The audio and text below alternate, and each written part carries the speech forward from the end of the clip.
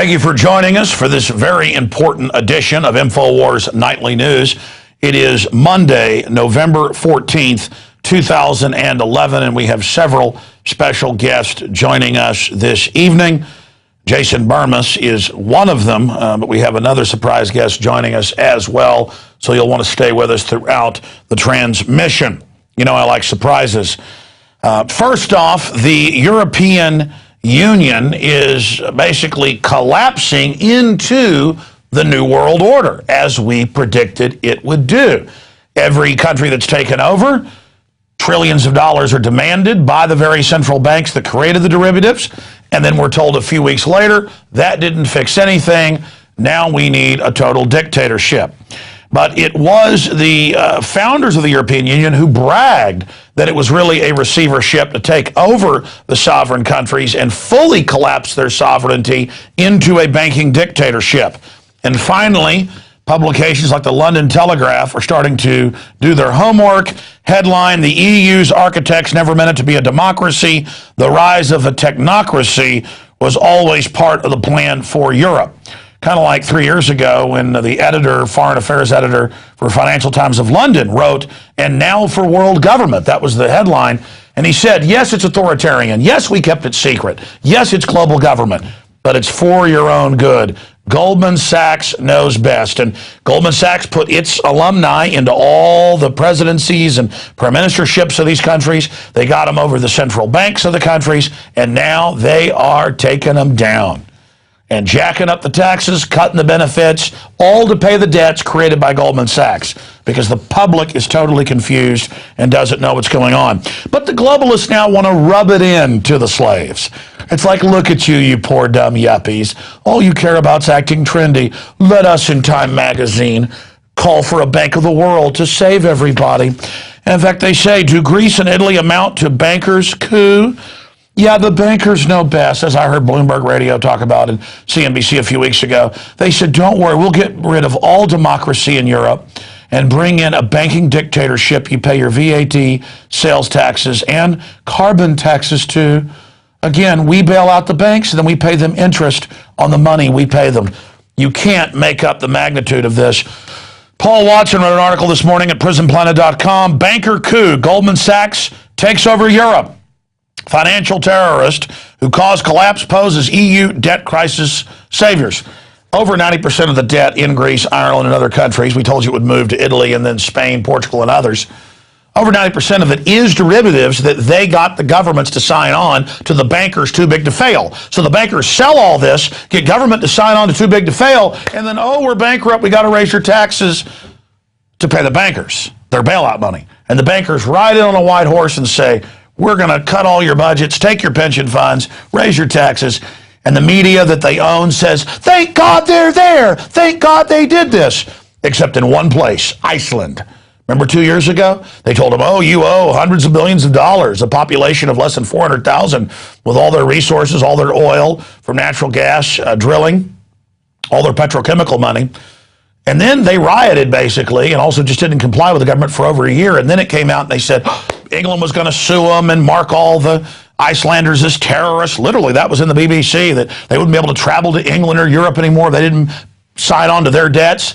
Finally, the head finance minister had to step down, and turned out 91% of the debt was not owed by Iceland. It was owed by the mega banks who'd gotten their operative to sign the country on for them.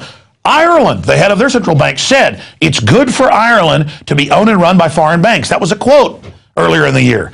This is just the treason. Traitors in America, traitors in Ireland, traitors in Greece, traitors everywhere. This is being done all over the globe. And we're going to cover this more with one of our guests this evening.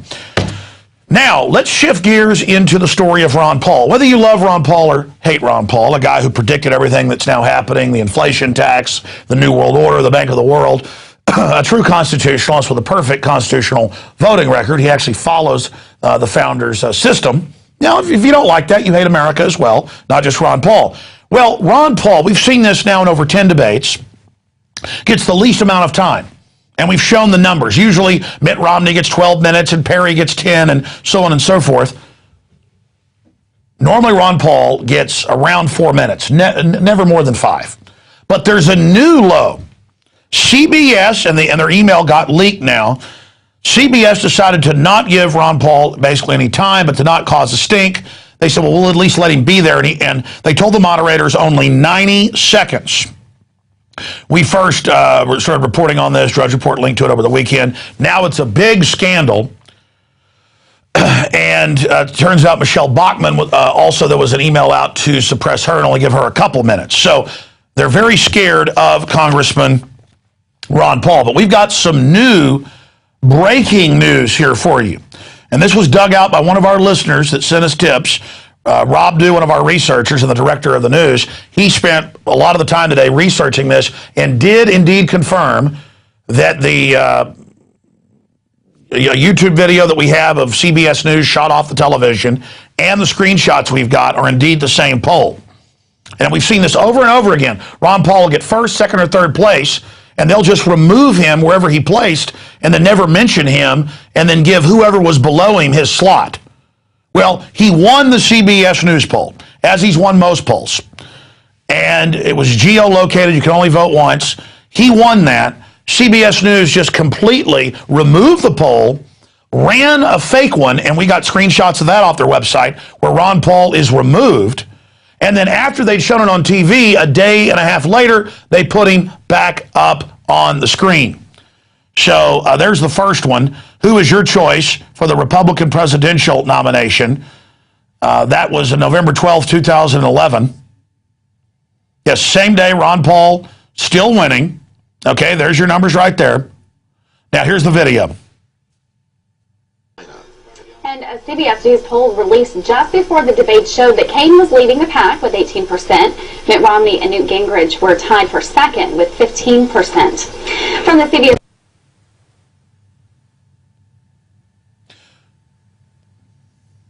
And a CBS News poll released just before the debate showed that Kaine was leading the pack with 18%. Mitt Romney and Newt Gingrich were tied for second with 15%.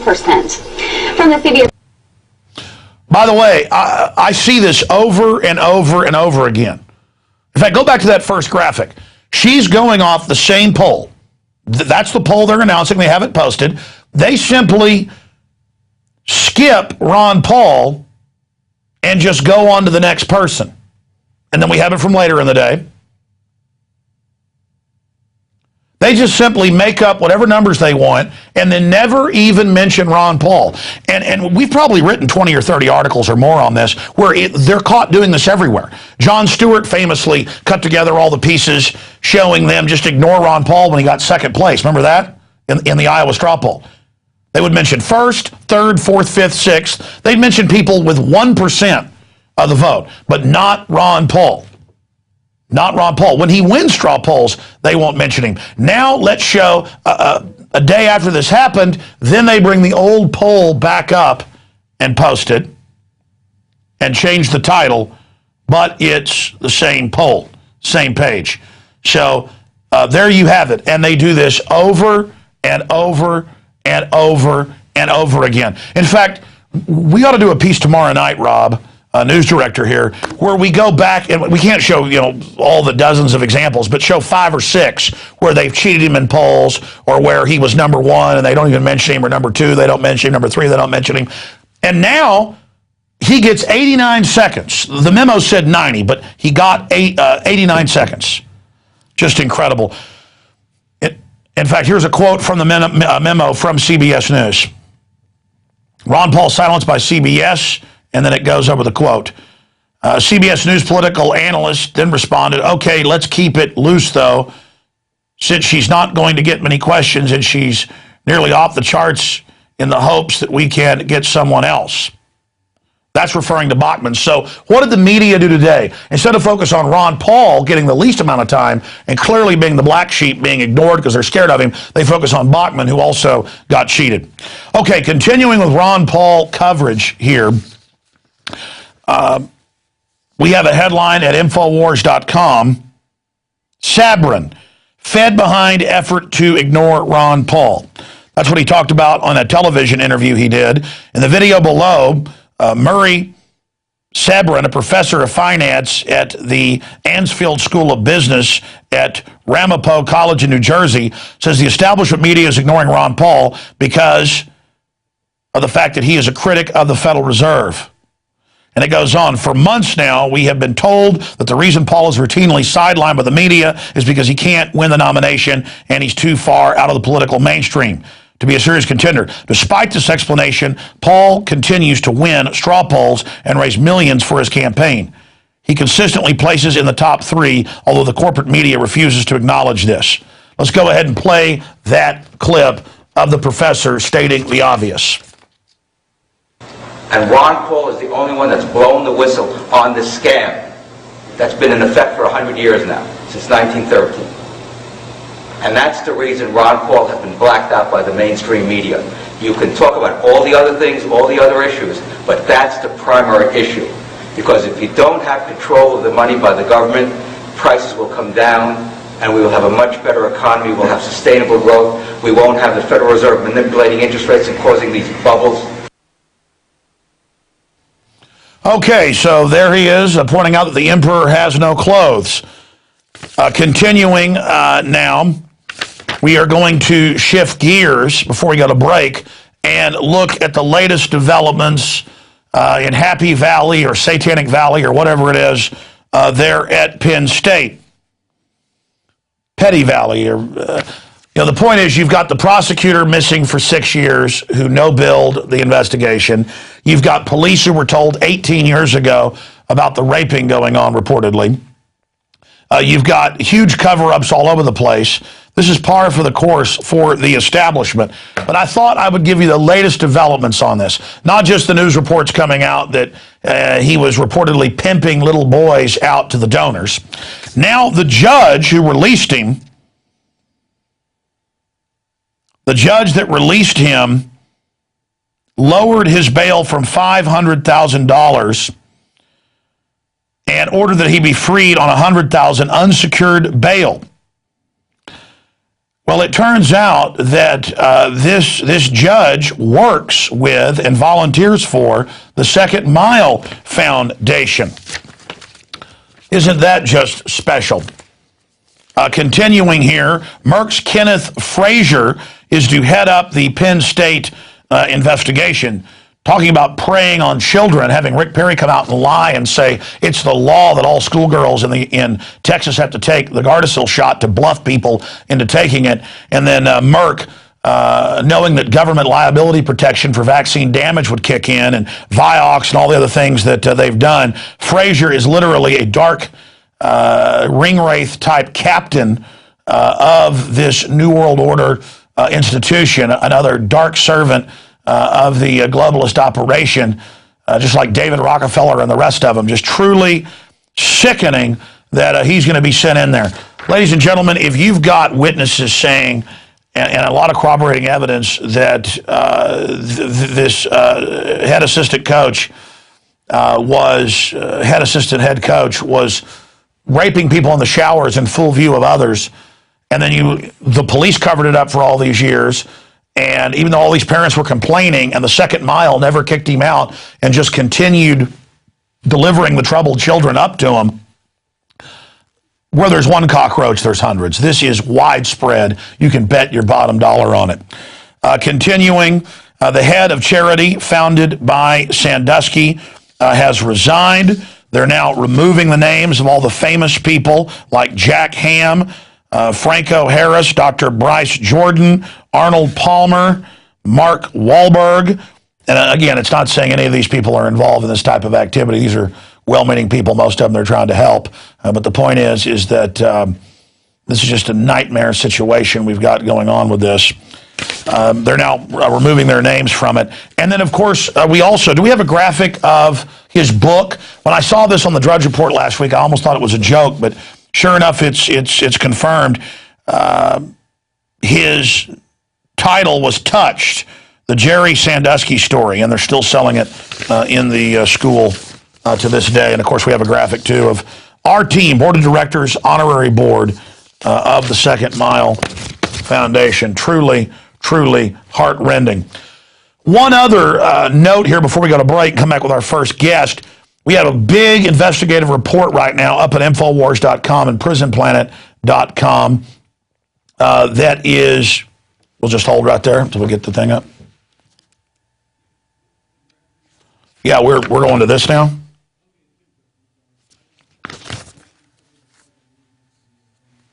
I didn't see that in my... Okay, let's go back to full screen. Let's go back full screen this. Let's go. Okay.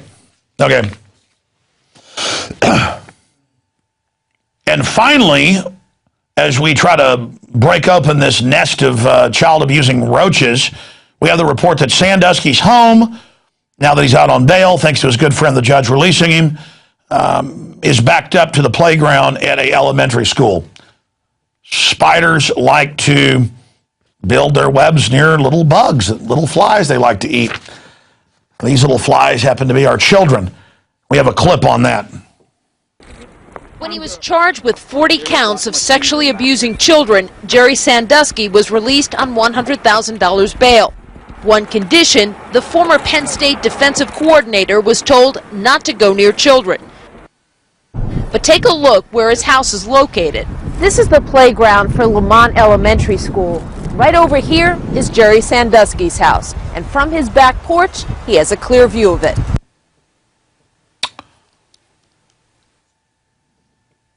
We've got a video I played on the Sunday news show that we were going to play tonight. Maybe we'll play it tomorrow, where he's with 15-year-old kids playing football, and he's getting up behind them, grabbing on them, and it is really disgusting. And I tell you, you got to ask yourself in football why there's all that butt slapping and all that stuff. I mean, this is something else. And now they wanted to have all this sex education for even elementary kids. They want to put it in their minds. TSA is training our children to be groped.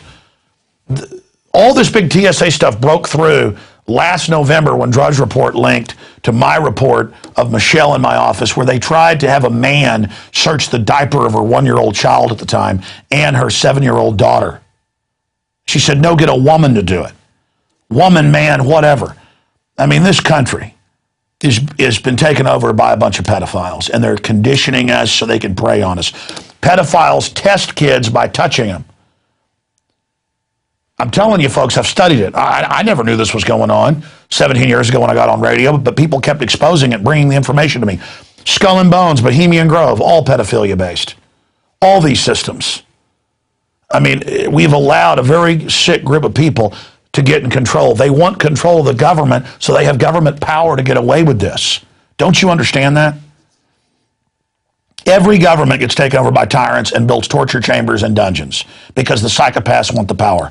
Now, finally, before we go to break, geoengineering, our environment under attack, a huge, in-depth report that's up at Infowars.com. The greatest public health threat can no longer be denied. This is just a prelude to a big report we're doing tomorrow night where we prove there's massive geoengineering going on, releasing barium salts, aluminum dioxide, sulfur dioxide that is brain damaging and killing the population, and that it's actually all admitted to be going on.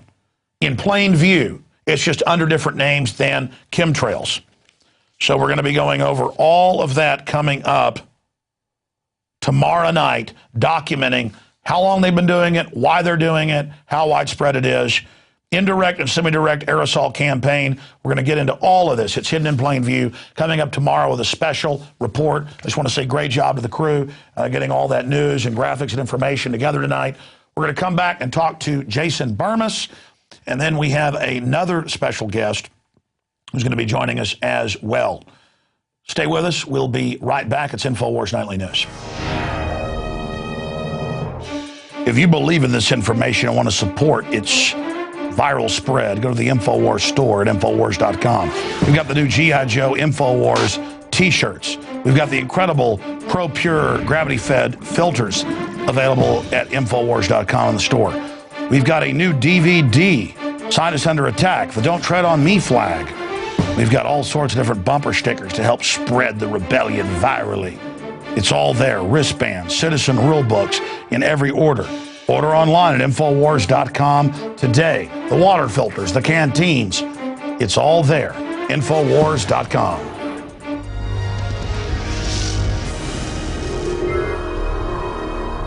We are back. It's Infowars Nightly News. I'm Alex Jones. Don't forget, through the month of November, we're offering a 15-day free trial at prisonplanet.tv. You can see all of my films, my book, Paul Watson's book, all the expanded extras from my 20-plus films, including Jason Bermas' documentary, Invisible Empire. It's all there at prisonplanet.tv. And your support, your subscriptions, funds this growing alternative media operation that is teleprompter free. And we are fighting for the future. We are fighting for the present. We are fighting for the hearts and minds of the people worldwide. The only way to defeat the globalist is by exposing the fact that they are completely out of control and do not have the general public's best interest in mind. We've got to expose that. We've got to educate the people that the New World Order is a tyrannical organization that must be defeated. Now, joining us from New York is investigative journalist and filmmaker, radio talk show host in his own right, Jason Bermas. And he has pointed out that if you go back to a month ago, to the sports writer that finally forced 18 years of cover-up out into the open, Mark Madden, that his investigative piece was titled Sandusky, a State Secret. And you know, going back a few weeks ago, I said this is probably like the Texas Youth Commission report, where the Texas Rangers got evidence, tried to stop it, but were blocked by the legislature, and discovered that all over the state of Texas, young babies being taken by CPS, but even more prevalent was young teenagers, 10, 11, 12, 13, 14 years old, in the juvenile justice system at facilities all over the state, were being pimped out to judges, police, and bigwigs. This is the elite's, I guess, forbidden enjoyment. Most of us vomit to even think about it, or begin to have violent feelings towards the pedophiles, because I have small children. Anybody touches my children, you're dead. Not going to have to wait for court. Dead. You understand? And it's that old-fashioned attitude that always had these vampires at bay. Now they're in there brainwashing the kids with sex education to test the youth, to see who they can target. They've got their pedophile training group, the TSA, now hitting the streets, pulling families over, groping babies' genitals, your wife's breast. This is all part of an indoctrination program. And with breaking news, Jason Bermas has done some in-depth research into this. Now it's starting to come out that it's rumors of donors coming in and raping the children. No, ladies and gentlemen, where there's one disgusting globalist cockroach, there's more. We've seen this in Europe. We've seen it at Bohemian Grove. We've seen it at Skull and Bones. This is what's going on time and time again. The elites are protecting their minions. Even when they get caught, they're getting very light sentences. Just like the judge let him out on a $100,000 bond that was not even secured. Unheard of. It should have been at least $1 million unsecured. You've now got the big Merc people coming in to try to protect Sandusky and the rest of them. This guy in front of witnesses was reportedly raping children for 18 years in the middle of the field house. This is a widespread phenomenon. We've got a prosecutor who's dead, came up missing over this, believed dead, who no-billed it. We've got all these other weird deaths, just like the Franklin cover-up. So here to break it down and parallel it to some cases in the UK is Jason Bermas. We're also going to work to get Mark Madden on, but this goes to the heart of how pedophiles and other forms of psychopathic control freaks, there's a whole legion of different types of these scum, get together and always want authority so they can carry out their crimes. And Sandusky had his house right behind the elementary school playground. The list goes on and on with these predators. They must be dealt with. You know, I showed a statistic last week. You're 5 times more likely in government custody as a child to be physically abused, 17 times more likely than any other group to be sexually abused. From my research, around half the CPS workers are hardcore pedophiles. These are dangerous people, folks, but they've got to be faced down. They take kids for no reason from parents, if they fall down and break a finger or something, and give them to a group who is known to be the biggest abusers ever. You cannot argue with those numbers. Look them up for yourselves. Just Google CPS 5 times more likely to abuse children than any other group. You'll get the statistics from mainstream news, including Time Magazine, Newsweek. Okay, let's go to Jason Bermas now to have the floor and break down this tip of the iceberg Sandusky situation and why the system's so desperate to cover this up. Jason, good to have you here with us. Thanks for having me, Alex. Let's roll it back to where you said the judge let him out on a $100,000 bond. She was heavily involved in the Second Mile Foundation, which this guy founded. Now, you bring it back to Mark Madden. Mark Madden actually broke this story back in April of this year, and nobody paid attention to it. In fact, he was laughed at, and he just kind of took it in stride. Now it breaks loose. He goes on a local talk radio show, a sports show, and talks about how this is the tip of the iceberg, and there are 2 prominent columnists working on the story of Sandusky and the Second Mile Foundation trafficking in children. And don't think it's not here, folks. In the UK, for instance, it broke that in July, they convicted a gentleman, 32 years old, Anthony Harrison, and he was trafficking in young girls within the United Kingdom. And he only gets 20 years. What's with these light sentences? By the way, tell him what he was trafficking them for. For voodoo rituals, which is extremely bizarre. And it kind of parallels a case there, which was the first case they ever found, they said, in the United Kingdom, of voodoo ritual sacrifice, where a young 5-year-old was flown in from West Africa. He was paralyzed. He wasn't given an anesthetic. He was paralyzed through a drug, repeatedly raped, and then dismembered as all of his blood was drained out of him. Who are these people? And why do they have any power whatsoever to cover up these acts? We have to take notice of that. By now, this story should have broke. So I hope and pray that there are good journalists out there really willing to risk their skin, because we've had journalists come up dead in the past. If you look at the Franklin scandal, for instance, a guy named Craig Spence, he started his career as a journalist in Vietnam, in Southeast Asia for NBC. He becomes a Republican lobbyist and entangled in this scandal. And he's found dead in his hotel room in 1989, just I think it was days after the story breaks on the front of major newspapers with the credit card receipts of prominent people on the cover and within the story. So this is very important, folks. This really, we have to get beyond this church of football and this worship of Joe Pa and Paterno. And believe me, being in upstate New York, I'm only about 70 miles from Scranton. And I've lived in Philadelphia, and this guy is like a god even up here. I mean, people can't believe it. But the bottom line is, if you witness somebody raping a young boy in a shower, how is it that you are elevated to assistant coach? And how is the coach able to maintain his job for well over a decade? Well, you and I know the answer. Everything is compartmentalized. People go along to get along. And the fact of the matter is, this is going to sprawl out into some very prominent people. Well, look, he wouldn't be reportedly, although these witnesses, raping people right there in the middle of the field house, which is a very public place for anybody that's played football. If folks don't know, it's coming and going all hours of the day. I mean, this just shows this was mainline. This is somebody obsessed with children. Have you seen the videos of him with high school students when he's, where he's grabbing on them? And I mean, it looks like something out of, it's incredible. But Jason, they set these foundations up, Alex, to prey on these young boys. I know you point this out again and again, but we have to be so aware of these supposed charitable organizations. Remember Boys Town. Let's stop right there, because let's go back. You cover this. I cover it some in our Dark Secrets Inside Bohemian Grove. But to try to go over all the examples, it would take hours. But in Invisible Empire, by the way, that's on DVD at Infowars.com if folks want it, or if not, it's free on YouTube. The point is, get it out to everybody. You look at the psychology of the globalists and the crimes they're known for committing, the government drug dealing, the white slavery, the child kidnapping. We really look at their psychology in that film.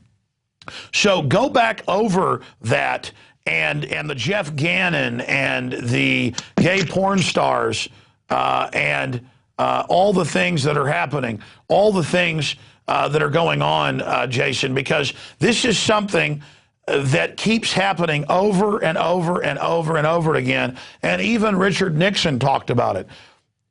I mean, it's so frightening. So, please continue. Absolutely, Alex, and it's such an important thing. We have to be aware of this. How can we let a predator class that preys on children make executive decisions that affect all of us and have really been raping us and this country for some time now? But let's go over it. This pedophile ring, which I discussed earlier, was headed by a guy named Larry King, not the Larry King from television, but this guy had literally sung the national anthem. I believe it was at the 1988 Republican convention. He was an up-and-comer in the game. And the reason he was an up-and-comer in the game is he was the main player and pimp for young boys and girls, where he would even bring them in for midnight tours of the White House. A lot of this is chronicled in both the Franklin cover-up and the Franklin scandal. If you want a 60-minute synopsis of this unbelievable tragedy that occurred in our country and is probably still occurring today, especially with cases like this, Alex. And you can check it out. It's called Conspiracy of Silence. It'll blow you away. This was actually made by the Discovery Channel, funded with $500,000. And Congress had an emergency session where they funded them not to air this. And the only reason we have this rough copy where scenes are missing and the role isn't really finished is because it was used in court cases. It's really just an unbelievable story. And what's even more unbelievable is it crept its way into Barney Frank, a current congressman in Massachusetts, still to this day, Alex, into his bedroom through a gentleman named Stephen Goby, who was his boyfriend slash prostitute slash pimp of other young gentlemen right there, and at the local Chevy Chase Elementary School, where the superintendent was aware of what was going on. And just to be clear from memory, it's covered in the film, but I have the Washington Post, Washington Times. Some of the prostitutes were underage, correct? Absolutely. Absolutely. When you look at the testimony of people like Troy Bonner, Paul Bonacci, these are 14, 15, 16, 17-year-old kids. Yeah, but by the way, well, even younger, but I mean, going back, I was talking about Barney Frank specifically. We have the news clip on the news where they said, Frank got up and said, you investigate me, I'm going to release all the names, and it was shut down. And the way Nixon and others described it, you've got to at least just go to the parties where this is going on, not even be part of it, so they know you're compromised. I mean, it's like, I guess, some kind of gangs. I've heard of Mexican mafia, you got to kill an old lady or something to prove you're really evil. Or other groups, you got to kill a kid or whatever. And I guess with this New World Order, it's like a bunch of Nelly ninnies where you got to rape children to be part of their evil club. And, of course, you mentioned Larry King. He was convicted. I mean, this is just so amazing. Streets today, Alex, he walks the streets today. How is it in this country in 2011 we let child rapists serve short terms and then go back and do it again? Wait a minute, it's worse than that. Remember 5 years ago there was thousands, was it 5,000 missing kids in Florida that CPS had taken? And it turned out the top 3 CPS people in the state were all convicted child rapists. This is not an accident. This is an army of evil. Absolutely, and it pains me to say again, these are the people a lot of people look up to, they think are moral, they want to be like. These are the worst of the worst in the predator class that would go after a child sexually and ritualistically in anything you believe. I can't believe another human being would want to bring harm on anybody unprovoked, let alone a young child. How could you live with yourself? You'd have to be soulless, Alex. All right, let's shift gears. Catholic Church, every major country they're in, this is coming out, and cover-ups. Boy Scouts, 5,000 rapers covered up. I mean, it's every institution. They want to get into institutions because then they know the institutions will cover it up so their names don't get hurt. But in the end, that allows the scum to take over. Government, the military. We now learn about West Point and other things where there's sexual rituals at the higher levels. I mean, it really turns out, just like in ancient Rome, pervert guilds are in control. Where do you see this going with the whole situation at Pedophile Valley there? I mean, because, the head coach, the president, all of those board of governors, they all now, it's coming out new for now 18 years, some of them, this was going on. And people are saying, well, bring back, the coach. Those kids rioted, the college students, calling for their God. So what if some kids got raped, by a degenerate, ugly old man? You know what? We need our football. I mean, it's just incredible. It's absolutely despicable. And let's talk about another institution real quick, because You mentioned the military. You mentioned the Catholic Church. You've mentioned the Boy Scouts. And again, not all Boy Scouts, not all Catholics. They're not all bad people. But predators use these modes, these organizations, again, to prey on these young boys. Well, I watched a clip today from, I believe it was 60 Minutes, a mainline CBS News program, and they were talking to Corey Feldman, famed childhood actor. And they said, what's the biggest problem in Hollywood today to him? And he goes, honestly, he's like, the pedophilia. He's like, it's not talked about. It's widespread. It was done to me. It was done to Corey Haim. And, you know, he raps off all these people. And he's like, you know, the guy that did it to me, I guarantee he's going to watch this interview and he's going to sit there and smile and know he's going to get away with it because these guys have gotten away with it for so long. And these are the heads of our entertainment industry as well, literally feeding us the propaganda that we consume every day, Alex. And pedophiles may be 0.5% of the population, and they're trying to now sexualize children, just like they're selling us on torture, TSA groping children. They're trying to change our political and social atmosphere into their cesspool, and they're sexualizing the children as young as 5, 6, 7, trying to sell outfits to little girls that look like a prostitute's outfit. I mean, it is scientifically done to destroy our society, and it's such a tiny group, but they're the group willing to carpet bomb villages of children, to use DU worldwide. They're the groups willing to genetically engineer the crops, to sterilize the population. And, you know, the way investigative journalist, former federal criminal investigator Greg Pallas put it, and he's right, this is just a byproduct of pedophilia. These people are so wicked in the ruling class across the political spectrum worldwide for wars, stealing pension funds, evil, that they're just, it's a bunch of evil people competing with each other to take over. So, of course, the most evil are going to be in positions of power. And Pallas said the pedophilia thing is just a side deal, that they're all there. I mean, quite frankly, from my research, as bad as it is, they're just raping some children. As you pointed out, they're butchering them. The snuff films that have come out of Europe that have been in the foreign press where they rape little toddlers and then blow their heads off. I mean, folks, this isn't the New World Order.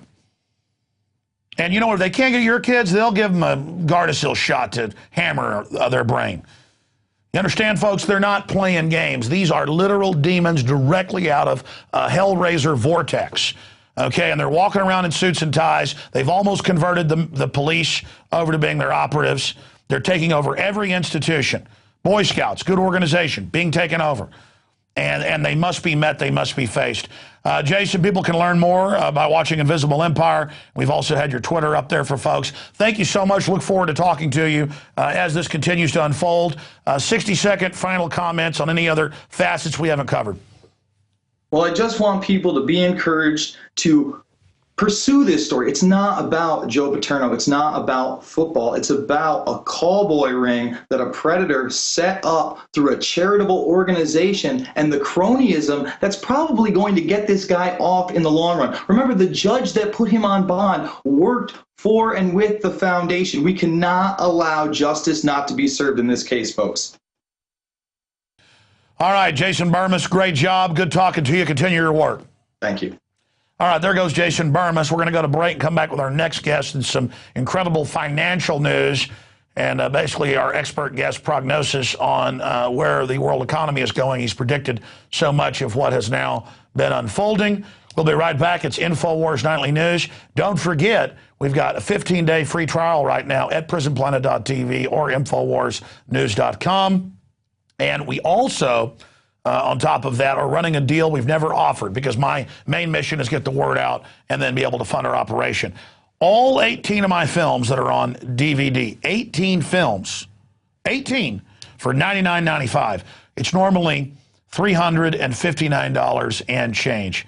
So that's a $250+ discount, and the profit we do make goes into the news websites, the nightly news, the syndicated radio show, and the tens of millions of people we reach every week. We're doing it. We're fearless. We're in the globalist faces because you can't roll over and give in to these scum. They've got to be met. They've got to be faced down. They've got to be resisted because they're not going to give us quarter. They come to kill, steal, and destroy. So there's the Alex Jones Everything Special at Infowars.com, or during regular business hours, you can call and talk to our great customer service folks and order 888-253-3139, 888-253-3139, and the mailing address is also at Infowars.com. You know, Ron Paul only got 89 seconds in the CBS Foreign Affairs debate because they're scared of him. So we thought we'd show you those 89 seconds right now. Yes, torture is illegal, and by our laws, it's illegal by international laws. How do you define torture, sir? Well, waterboarding is torture, and many other things. It's illegal under international law and under our law. It's also immoral, and it's also very impractical. There's no evidence that you really get reliable evidence. Why would you accept the position of torturing 100 people because you know one person might have information? And that's what you do when you accept the principle of torture. I think it's uncivilized and have no practical advantages, and is really un-American to accept on principle that we will torture people that we capture. And Major, I have to weigh in on. I have to say something. Let's Congressman Paul, covert operations in Syria. A green light for you? I think it would be a mistake. I think the Syrians ought to deal with their country. I think. But what about the 3,500 dead? Well, there's been a lot of people killed throughout the world in the last century. You know, the Soviets and the Chinese killed hundreds of millions, but we didn't feel compelled morally to try to stop it. No, it's a tragedy. And it would be nice if they would accept different views. But for us to get in the middle of that and prop up the different dictatorships, this is why we get into this trouble. It's overthrowing dictatorships that we have supported that causes so much of this problem. So to get further involved, you want to have self-determination. We don't need to lose any more troops. You get in there with covert operations, then you have troops involved. Thank you, Congressman. And it's very costly. Thank you, It's not a good idea. Governor Romney. Congressman Paul, 1 minute to you, sir. I think that this is a mess. It's a mess because we have a bad foreign policy. We're pretending we're at war. We haven't declared the war, but we're at war against a tactic, and therefore there's no limits to it. So we create these monstrosities, and we do things outside the law. We come up with assassinations, allowing the president to decide who's going to be assassinated, and lo and behold, 3 Americans now have been on the list. They've been assassinated, but they don't talk about the second one because the second one happened to be a 16-year-old son of a Lockheed. So what are we doing here to accept this idea that our president is in this lawlessness to pursue, and that we someday will be subject to those same courts? So no, you don't. You want to live within the law and obey the law, because otherwise it's going to be very bad for all of us. And this whole idea that now we can be assassinated by somebody that we don't even like to run our medical care, and giving this power to the president to be the prosecutor, the executor, the judge, and the jury, we better look at that carefully before you automatically endorse something like that. Congressman, thank you very much. Could I interject Governor, and say something? Representative Bachman, let me give you 30 seconds to pick up on that. Thank you. Yeah, I'd like to respond to Ron Paul and his comments, because the people that the President of the United States gave orders to kill include Osama bin Laden.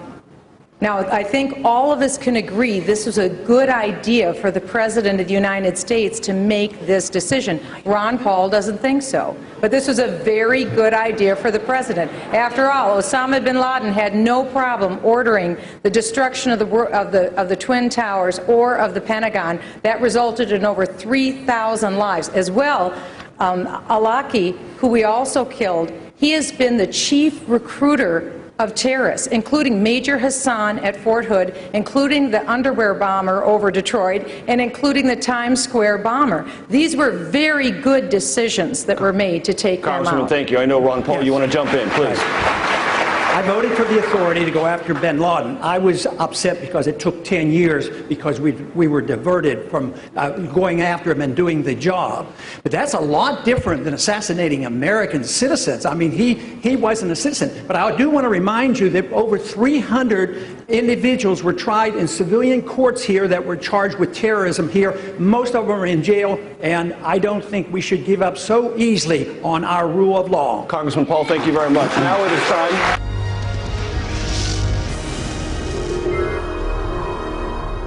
All right, we're back, and as promised, we've got a very special guest with us this evening, Jim Rogers, who needs no introduction, but he's run big funds that have raised 4,200% over 10 years when the S&P went up 50%.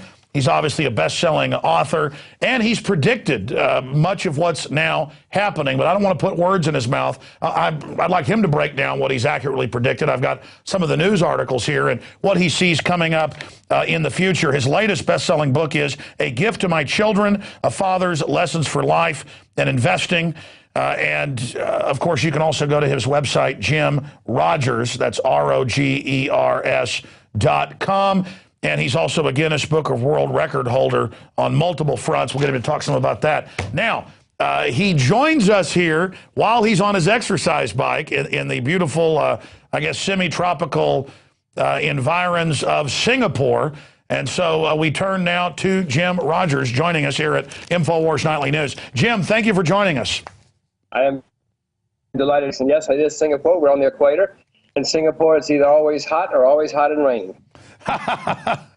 Well, I tell you, I've probably watched you 300 times on national television, Fox, CNBC, you name it, but I don't think I've ever seen you on a exercise bike. So we're honored that you're doing this with us.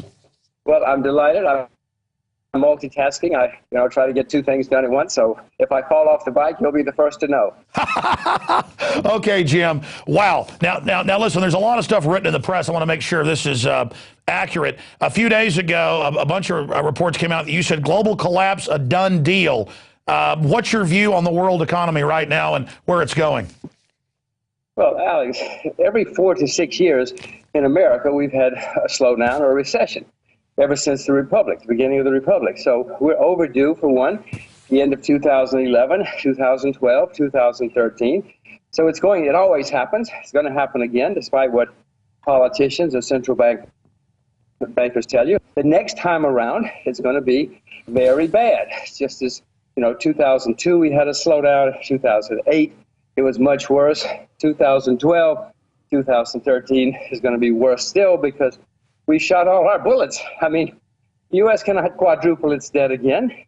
We cannot print more money again, staggering amounts of money again. So it's going to be a mess, a huge mess. There's nothing we can do about it. Now, let's talk about, because I know you don't like to toot your own horn, but I've printed up a bunch of news articles here. I remember you 3-4 years ago saying what they did wasn't going to work, that you'd see all sorts of currencies going down globally, that commodities was the place to go. And gold's gone from $300 to $1,800. Silver's gone from $5 to $30+. You're saying get into farmland. Toot your own horn, though, just so people can understand why you made the predictions you did. Quite a bit of what you predicted's come true. Break down how you were able to make those predictions and then what you see coming in the near future and then even the medium term. Well, Alex, partly because of I know what's happened before in the world. In the early 1990s, Japan had a problem like this. They refused to let people fail. They propped everybody up. You remember the term zombie banks, zombie companies? Well, it's 21 years later. Japan is still suffering because they didn't accept reality. They didn't take the pain. The Japanese stock market is down 80%. That's 80% in the last 21 years because they refuse to accept reality. America's going to have the same problem. We're going to try to prop everybody up. That does not work. In Sweden, at the same time, 21 years ago, in Scandinavia, I should say, they took the pain. It was horrible for 2 years, 3 years.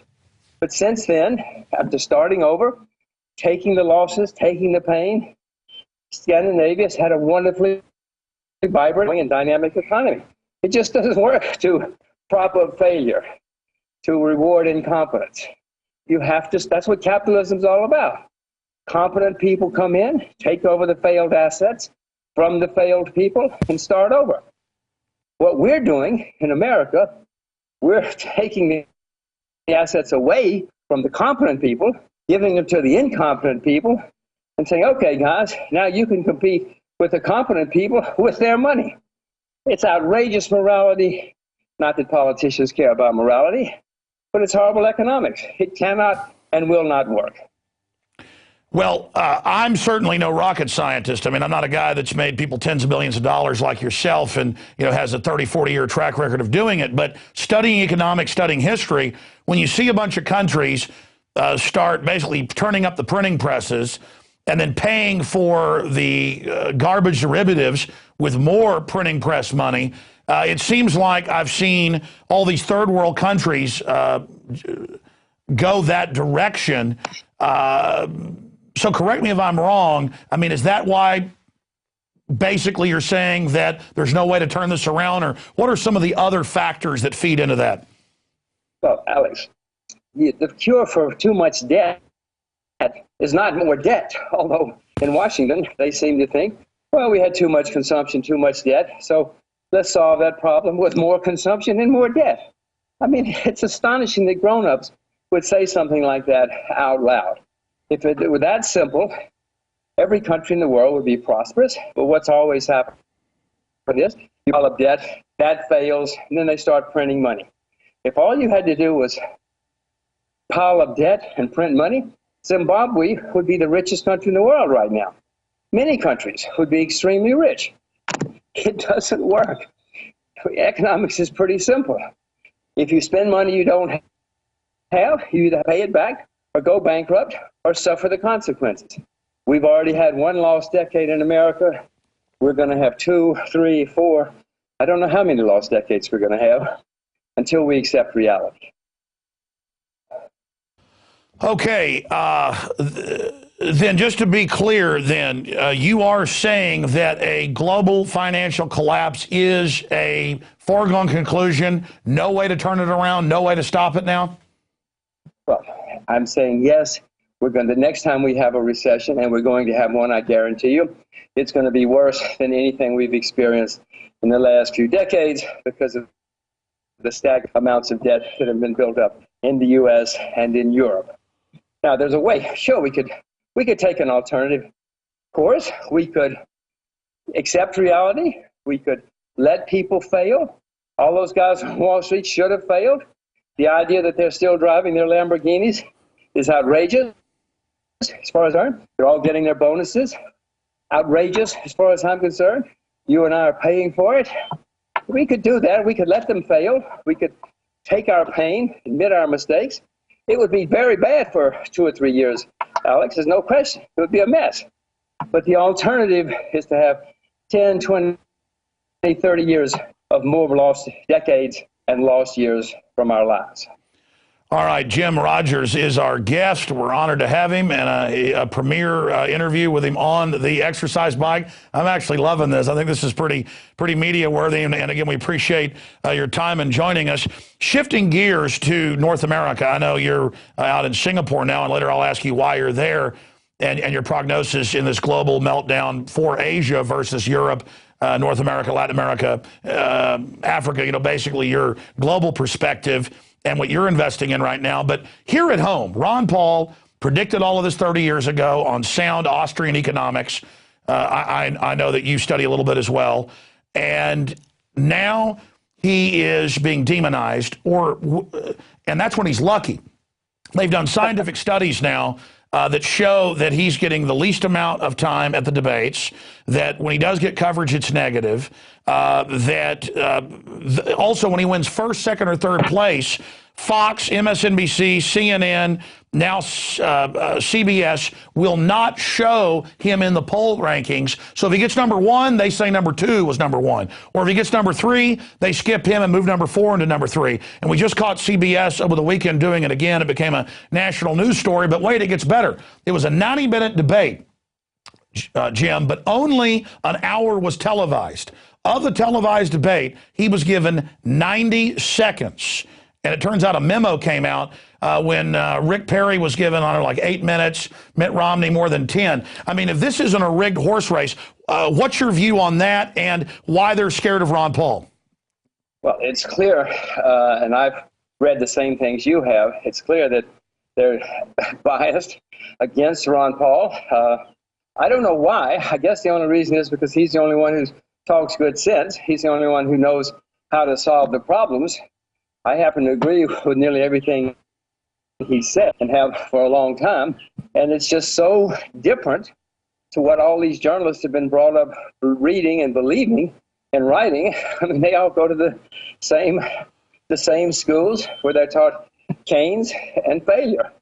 And so they think that this guy who's got a different view must be, and let's ignore him. Unfortunately for them, he's the only one, not the only one, but he's one of the few who's got it right. And somebody, I don't know if the electorate will get it in time, but he's one of the few who knows what has to be done.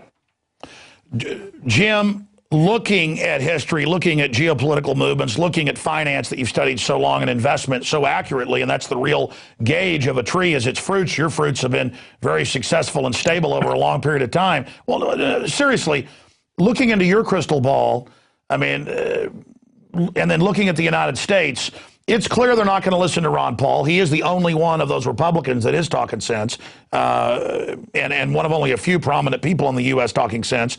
The establishment wants to go the same direction, crony capitalism, insiders being guaranteed by the public, so much you and Congressman Paul have talked about.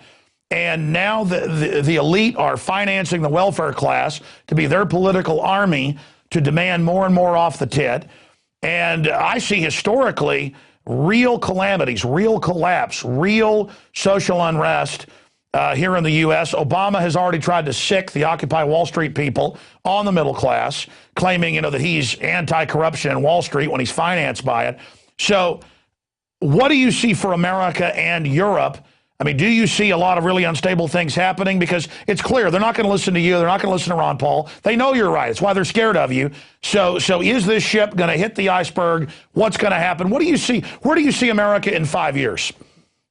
Well, first, there's also a guy named Gary Johnson who is running for nomination. He seems to get it, too, as well.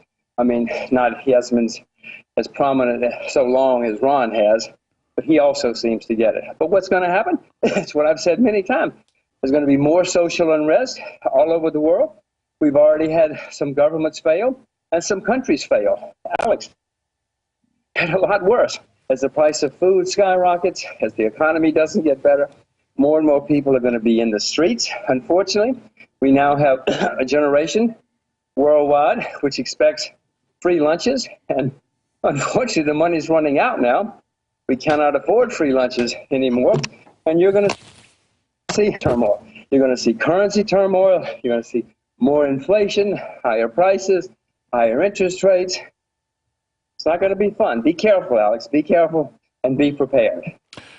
Are you hinting at be careful being in America? Is that why you ran? I'm not saying you ran in a bad way. I'm tempted to run to Singapore or somewhere else. Is that why you've gone to Singapore? Because you have traveled the whole world. You've won the Guinness Book of World Record, for traveling the world on a motorcycle, for traveling in a car. You've been all over the planet. Is that why you've decided to go to Singapore? Because I know my wife has said to me, she's pretty smart. She's like, we need to get the hell out of this country because we can't even travel. I mean, the TSA wants to stick their hands down my daughter's pants. They want to grab my wife's breast.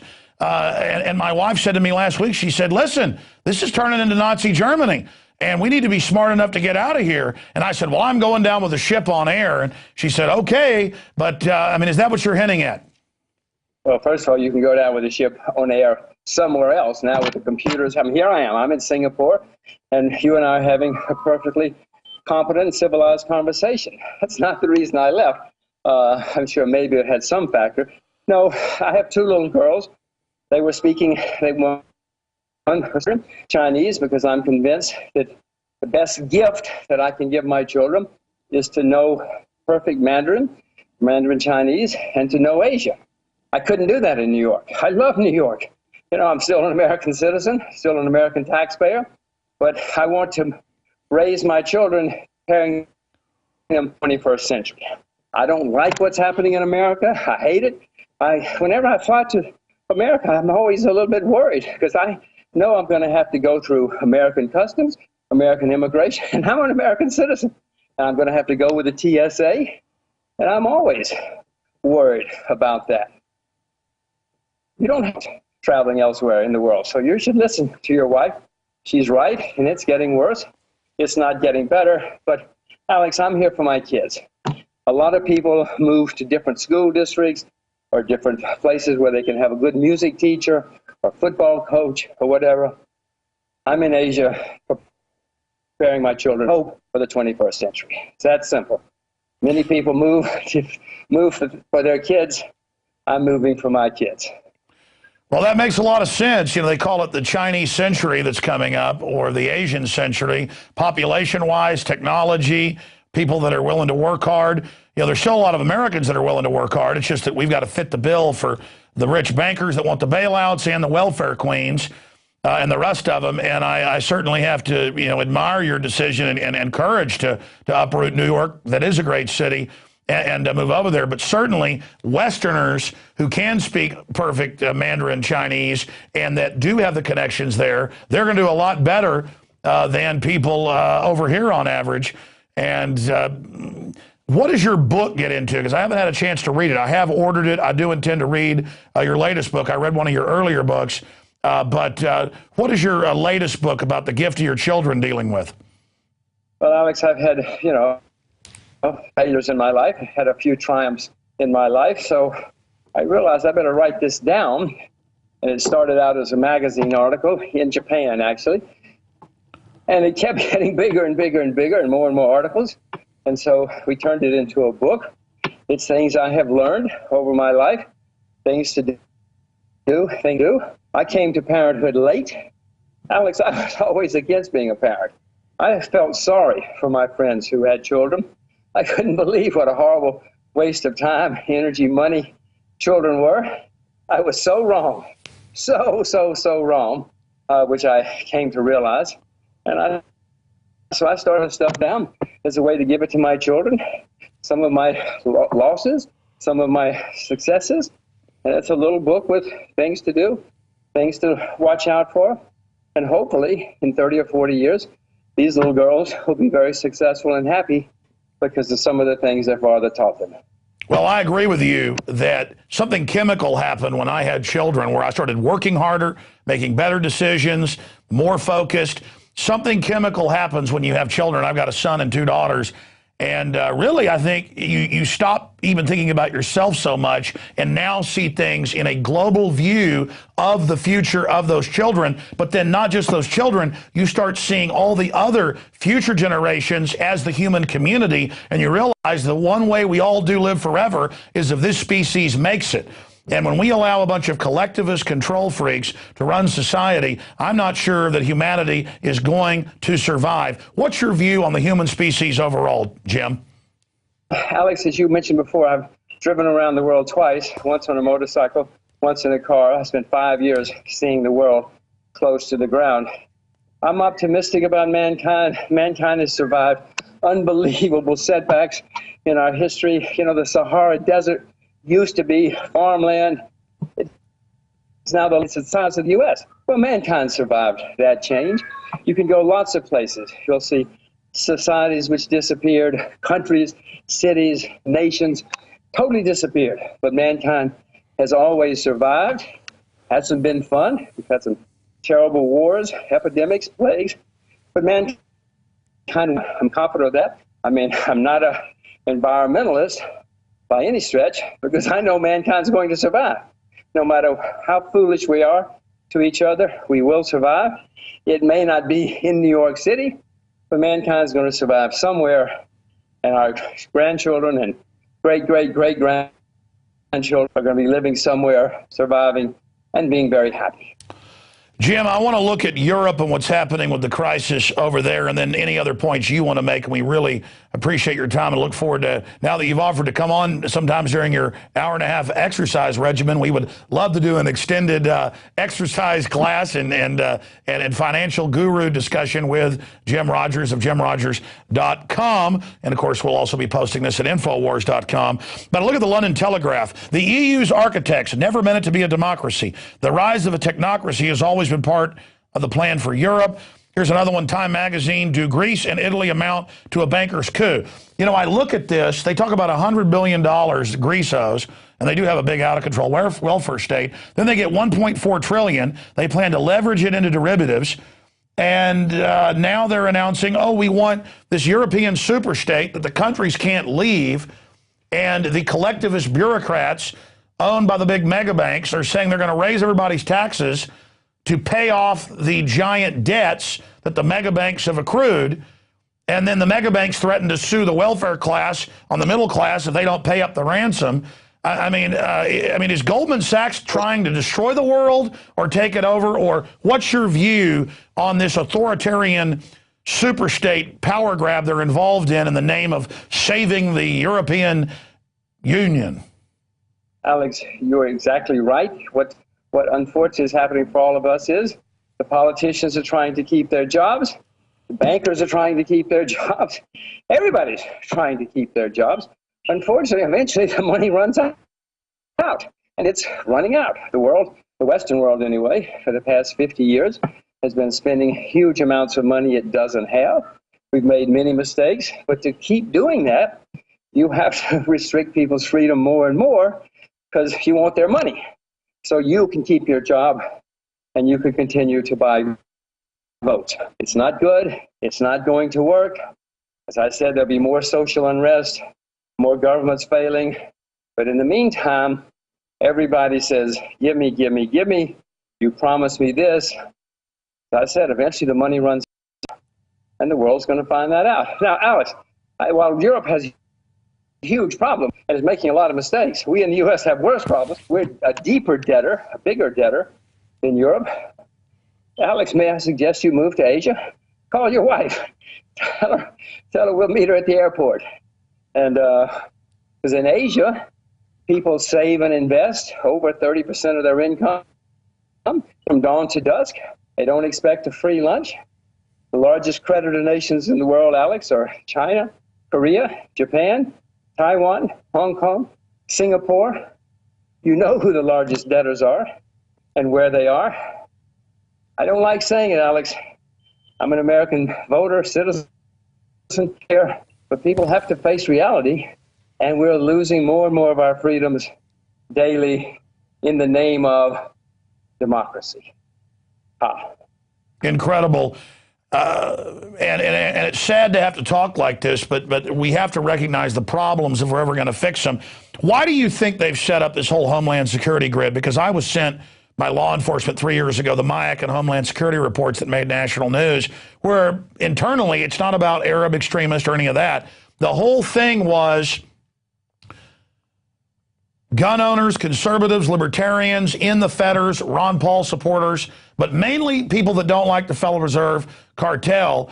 And then now we've got all these police training videos where they actually pack them in and actually demonize the Bill of Rights and Constitution. Judges are saying in court, I don't want to hear that damn Constitution, actually using that as a quote.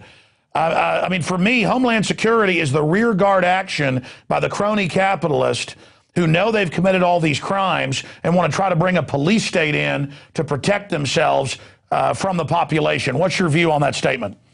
Well, Alex, you're right. It's just a study of history that as governments, people, countries start out very democratic with lots of freedoms, but then in order to maintain, you have to get some more money. And the way you get more money is you start restricting people. I don't like saying it, as I said, but we in America have lost more and more of our freedoms from what we had once upon a time. It's getting worse. They're now in our bank accounts. They're in our bedrooms. They're in our garages, everywhere.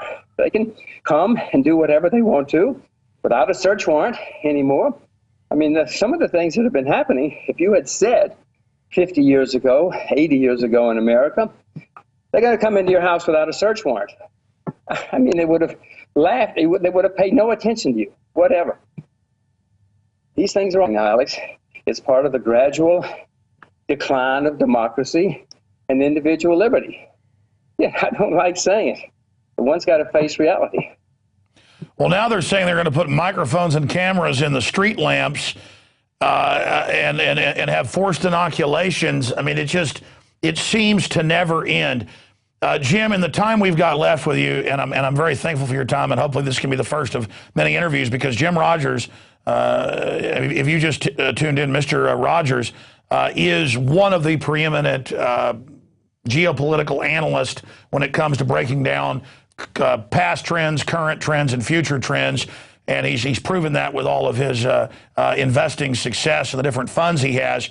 I mean, I understand that you've given a lot of advice, in the last few years that's proven very successful on commodities and things like that because of global concerted devaluation of currencies. But speaking to people, out there who are laymen and don't understand this, can you break down why you're saying get into commodities versus even so much stocks in the future, and break down kind of a region by region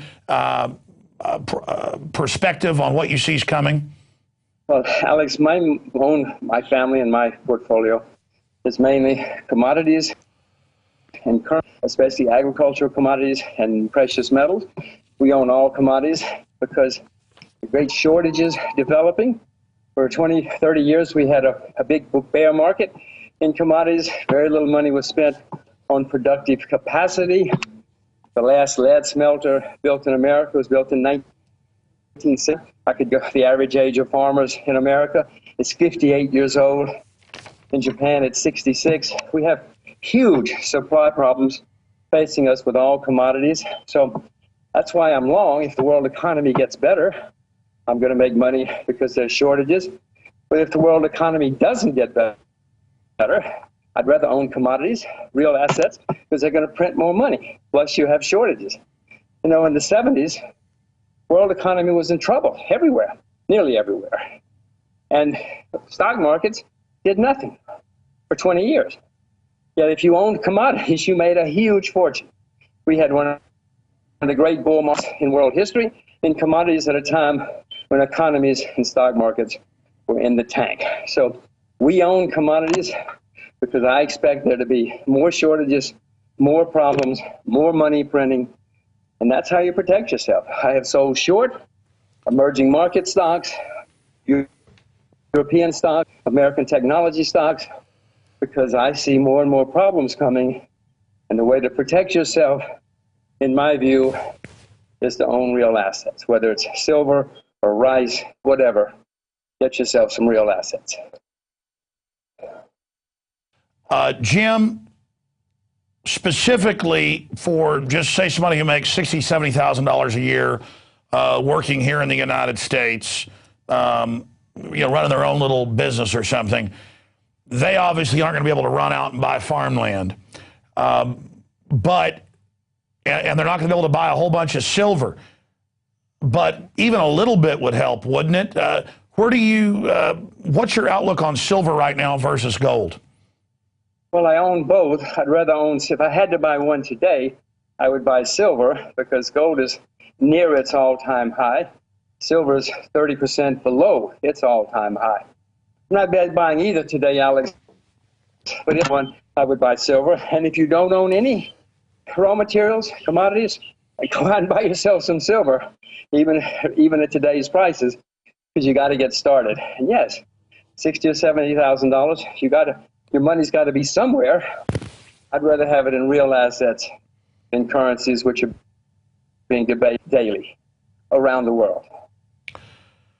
Looking at the Federal Reserve briefly, Ron Paul's a big critic of it because of the secrecy and because of the fact that they obviously help out insiders.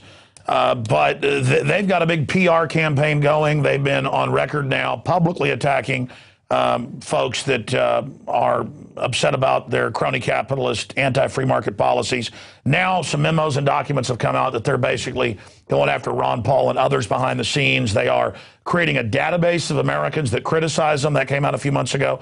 What is your view, not just on the Federal Reserve, but its European central bank counterparts, and now they're open calls for a banking world government run by the very same people that have gotten us into this Ponzi scheme? Well, I don't think world government will work, because I've been around the world twice. There are too many different kinds of people. They're not going to put up with a single dictator anywhere. That's not practical. Somebody could try it. It will not work. Napoleon tried it. Lots of people have tried it. It's not going to work, I assure you. But as far as central banks, in America, we've had 3 central banks in our history. The first 2 disappeared.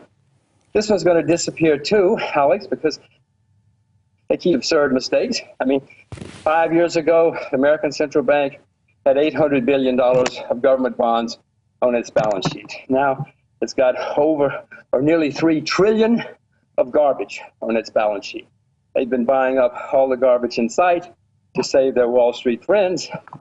And that's Timothy McGeithner, for instance, the Treasury Secretary, because he bailed out all his friends on Wall Street. So they said to Obama, give him the job, give him the job. So central banks around the world, for the most part, are not doing a good job. And we'll get rid of them. The world without central banks will have problems, as we've learned. But unfortunately, a world with central banks, or like the Fed anyway, and the Bank of England, are going to be worse. They're running up staggering debts that you and I have to pay for, and our children, and they're printing huge amounts of money. So they're going to destroy themselves. Between Greensky, they will definitely destroy themselves. But in the meantime, we have to put up with them. Now, there's some central banks that are reasonably good. We just happen to live in a country, be citizens of a country which doesn't have a sound central bank. Jim Rogers is our guest, and he's again been very gracious with his time. JimRogers.com. If you're just tuning in for the first time, I'm Alex Jones with Infowars.com and PrisonPlanet.tv. We're using the Infowar to fight the creation of a global dictatorship, a prison planet. The Chinese said last year that the U.S. would probably lose its AAA plus. Now it's gone to AAA. I remember reading articles where you were commenting on that as well. Now we have seen that happen. Geithner said it would never happen, and the Chinese laughed at him. When he said we won't devalue the dollar at that university, they laughed at him, 2-3 years ago. Now the Chinese government and others are saying, look for another downgrade. And Obama has come out and admitted that Americans are lazy sometimes. He means his supporters are, not the average American actually paying for his supporters. But what is your view on the downgrade? And after the Federal Reserve and the insiders have destroyed America, will any of them go to jail like Bernie Madoff? Because he said, hey, when I got to Wall Street, I learned at this level, it's all a Ponzi scheme. And so I guess Ken Lay and Bernie Madoff, I mean, are they just smaller players in the same system that's become totally criminal? So your view on the downgrading and then Bernie Madoff. Well, Alex, first of all, you should not listen to Geithner. Go back and look at his record. He's never, ever been right about anything. It's a start. Look at Bernanke. He's been in Washington 7 or 8 years. The man has never been right. It's terrifying. And yet people pay attention to him day after day. 4 years ago, the Federal Reserve, the head chief economist at the Federal Reserve, wrote a scathing paper saying all the people who say that housing is going to be a problem and we're going to have serious problems in America are nuts. How can they possibly say things like that? We have hundreds of the best PhDs in the world working for the Federal Reserve. We're a lot smarter than any of them, and they're nuts. You know the rest of that story. It keeps happening. The guys have gotten it totally wrong, keep getting it worse, getting more and more wrong, and making things worse for all of us. You look at the former head of Fannie Mae, totally crooked accounting, total fraud, sham. Guys walking around with tens of millions of dollars. He yanked out of the system. No, nobody's in jail. Not touching, because he's a big political type. living in Washington with lots of friends, and Fannie Mae at one time was the largest contributor to politicians in America. So no, if you're connected with the right people, unfortunately, you walk away, nobody touched you. Madoff obviously was a criminal, obviously should be in jail, but there are lots of other people who should be in jail too. Unfortunately, I'm afraid the ones in Washington are not going to go to jail. It's not good. It's not at all the way the system is supposed to work. It's happened now. 10 years ago, America used to complain about crony capitalism in Asia. Boy, Asia has nothing like the crony capitalism in Washington, D.C. Well, Jim, things always seem to get a lot worse before they get better, and that's what's scary is, historically, from studying history, we've got so much further to fall before people actually wake up. But I think Ron Paul being so popular and my website being so popular, your information being so popular, I think is a testament that we're beginning to turn the tide. I do see the beginning of a very deep, really huge awakening taking place. In closing, I mean, are you starting to see the beginnings of that same awakening, or what's your view on that? Well, of course, because things are getting worse. But unfortunately, Alex, if you study history, you will see that countries that get themselves into this kind of bind don't really do anything until there's a crisis or a semi-crisis. We haven't had even a semi-crisis yet. But, as I said before, we're heading that way, and maybe when things get really, really, really bad, we'll react and do something. The risk, of course, is that throughout history, people have often reacted to the crisis or the semi-crisis with a man on a white horse, a strong general, a strong dictator. America's getting more and more dictatorial in our policies and our practices. And look at all the push for war. Briefly, what's your view on all the warmongering? I would not be involved with any of these wars. In my book, I wrote to my children, I said, everybody who's been in your family since the revolution has served in the military, including me. But when the next war comes, just get away from the war. Nobody's ever won a war.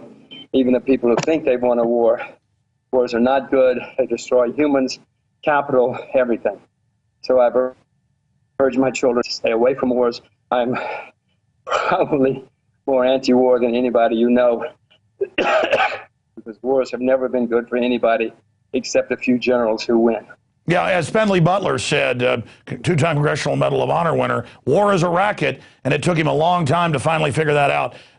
Jim Roger, let me just say bye to you as the show ends here. You've been very gracious to spend this much time with us while you're working out, and I would love to have you back up when you're done traveling here in the next month to talk about all the other issues that you're researching. JimRogers.com. Thank you for joining us. Thank you, Alex. Wow, folks, it looks really nice there with the jungle behind him. Texas is great too, but I tell you, the sirens call to get out of Dodge, but we're going to try to save this republic. Ladies and gentlemen, that's it for this edition of Infowars Nightly News. Thank you so much for watching tonight. We had Jason Bermas, investigative journalist, on earlier. If you missed it, getting into the whole Penn State cover-up, and local newspapers with a headline, is this whole thing a state secret? Because it goes a lot deeper. And we, of course, covered all the censorship of Ron Paul because they're scared of those ideas. I'm Alex Jones signing off from the front lines of the Info War. Hopefully we'll see you back here tomorrow night, 7 o'clock Central. God bless.